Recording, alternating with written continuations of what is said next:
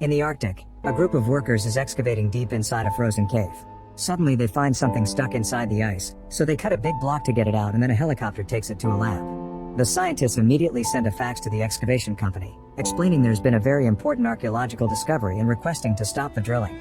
They also ask for a specialist to study whatever is inside the ice block. Sometime later, anthropologist Stanley arrives at the lab. He's a doctor familiar with the Arctic because he's been studying the history and culture of Eskimos. Stanley is introduced to Dr. Diane and the other scientists, who believe they've found some prehistoric animal. In 1898, the Russians found a mammoth with still viable cells, so they have high hopes for their discovery. Then the group uses a laser to very carefully cut the ice block layer by layer to avoid any damage to the creature. To their surprise, the being inside isn't an animal, it's actually a Neanderthal. Stanley analyzes his appearance and concludes he's a hunter who lived around 20 to 40,000 years ago. He wants to take a closer look, but Diane explains that their goal is to cut the caveman into pieces and send them to the best research centers in the world. Afterward, the scientists thaw the caveman and take off his clothes and tools to start taking tissue samples. They also give him a bypass and monitor his brain using electrodes. The tests indicate that the Neanderthal cells and organs are in perfect condition, and Diane theorizes that ancient humans had cryoprotectants, which are special cells that prevent crystallization. While the tests continue, the scientists are shocked to suddenly notice some light brain activity coming from the Neanderthal. They decide to try to revive the man, so they intubate him and shock him with a defibrillator until they can detect a strong heartbeat. Once the caveman is stable, they remove the intubation and the Neanderthal begins to wake up.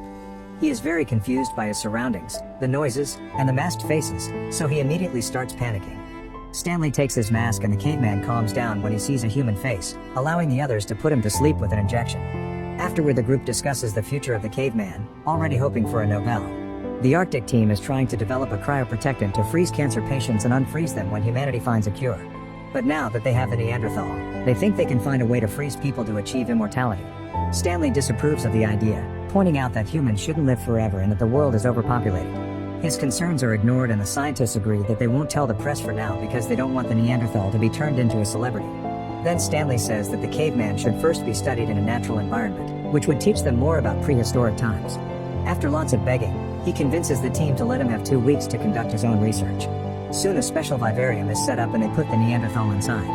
When he wakes up, he finds the environment familiar and begins going through his usual routine. He drinks juice from berries to deal with his thirst and chases a bird away from its nest to steal the eggs. In the evening, he starts a fire using stones and cooks his food. In the mornings, he washes his body under a waterfall before he goes hunting with a spear he builds himself. He makes a bunch of noises that get the attention of a wild boar who tries to attack him, but the caveman dodges it at the last second and the boar gets stuck between rocks, allowing him to kill it. Later, while he's fishing, he accidentally finds a hose and breaks the end, confused by the metal. After lots of sniffing and licking, he starts following the hose, pulling it out from the ground until he reaches a metal door.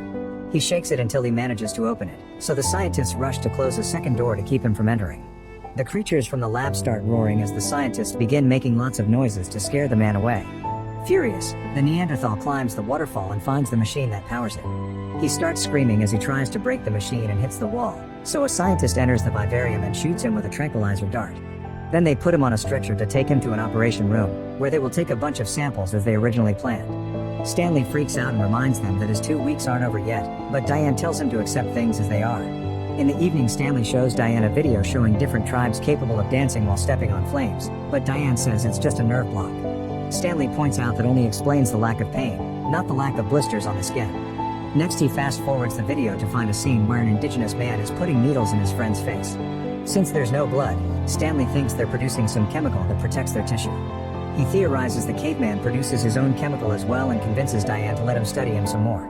Once the Neanderthal is back in the vivarium, Stanley enters it too without carrying any weapons or objects to avoid scaring him. The wary caveman begins running around, growling and yelling while finding spots to protect himself. Stanley is scared but still approaches him slowly until they're face to face. After some hesitation, the caveman jumps on Stanley and gets ready to hit him with a rock, but he gets distracted by a scientist yelling from above. Since Stanley doesn't try to defend himself, the Neanderthal drops the rock. Then he takes a closer look at Stanley, noticing how different his body is from his own. The man puts his fingers in Stanley's mouth, pulls at his clothes, and squeezes his groin to confirm he's not missing certain parts. Stanley screams in pain and the Neanderthal backs off before introducing himself as Aru, which Stanley changes into Charlie. In return, Stanley teaches him to say his name and even makes Charlie laugh. Noticing the scars on his chest, Stanley asks about them and Charlie calls them Bita while pointing up. The shape of the scars and the gesturing makes Stanley think it means bird. Charlie steals Stanley's cross necklace, and after biting it, he begins repeating some words and gesturing with his hands, but Stanley can't understand what he's trying to say.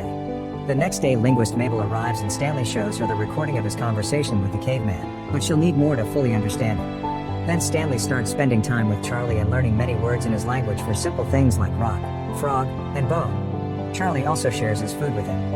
In return, Stanley teaches him easy words in English. Mabel watches everything on the cameras and is impressed by Charlie's extensive vocabulary. One night while they sit by the fire, Stanley starts singing a song. Charlie likes it and encourages him to keep going. While playing with the bones from his meal, Charlie makes some noises to happily sing along.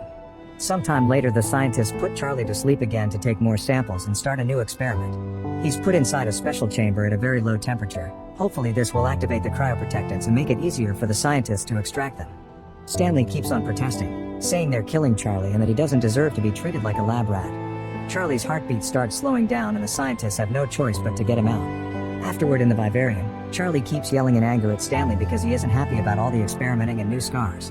Suddenly he jumps and pretends to attack Stanley, hitting the ground with his spear before poking his own chest. He's asking Stanley to help him self-delete, but Stanley refuses to do it, and after some struggle he leaves the vivarium. Later in private, Stanley asks Diane for help. All the studies are slowly alienating Charlie and causing them to lose contact with him. Stanley wants Diane to go to the vivarium with him because perhaps the presence of a woman will help him calm down. When they enter the vivarium, Charlie's hands are wounded and he's using rock powder to draw the bird from his scars on the ground. Diane is very nervous and gets scared when Charlie immediately runs to her for a better look. After some sniffing, he shares his food with Diane, and she eats it not to offend him even though it's made of bugs. Then Charlie keeps on touching, being friendly at first but soon trying to look at her groin too. Stanley immediately stops him and the men yell at each other, so Stanley has to use the Neanderthal word for mind to make Charlie back off. Then Charlie brings some objects from his cave to exchange them for Diane, so Stanley has to turn him down. Looking at Diane puts Charlie in a sad mood and he repeats the same words over and over. When Mabel analyzes this, she thinks she's found Charlie's word for woman, but there's something else she can't quite understand. Stanley and Diane make Charlie explain the words and he does some drawings on the ground, revealing he used to have a wife and kids. He starts running around repeating those words and Diane realizes he's asking where his family is. The moment is interrupted when a helicopter appears above the facility. Since the ceiling is made of glass, Charlie sees it and freaks out. He starts climbing up the rocks while repeating Beta, his word for bird. The scientists immediately tell the helicopter to leave, but Charlie won't calm down. He climbs to the top of the vivarium and keeps screaming Beta at the ceiling. Sometime later, Stanley visits a tribe of Eskimos and shares the words he heard from Charlie, which the group recognizes. Stanley rushes back to the lab to share his discovery with Diane. Beta refers to Sedna, the legend of a large bird that acts as God's messenger and carries people to heaven or hell depending on their behavior. He theorizes that Charlie's tribe went extinct when the magnetic pole flipped and killed all the animals in the area. Charlie probably felt it was a punishment from God and went on a dream walk, meaning he went out to find the bird and offer himself in exchange for the return of the animals. Charlie now thinks the helicopter is Sedna, so there's no way they'll calm him down. 34 hours later, Charlie is wearing all his clothes, tools, and various trinkets Stanley gave him the past few days. He also uses crushed berries as paint to decorate his skin. Charlie never stops chanting, obviously eagerly waiting for the return of his god. Whenever Stanley enters the vivarium, Charlie hides until he's gone, refusing to communicate. One afternoon, Charlie takes the stairs and after watching Stanley so many times, he knows he must press the button. He enters the lab and carefully sneaks around, making sure the scientist won't see him. When he reaches an empty corridor, he finds a mirror and starts growling at his own reflection. Thinking the other man is challenging him, Charlie breaks the mirror with his spear. Then he hears a voice in the speakers and runs through the corridor in fear until he reaches the room with all the lab animals. As he checks out the bird, the bear growls, so Charlie keeps on moving. As he tries to take the next corridor, he crashes against the glass doors.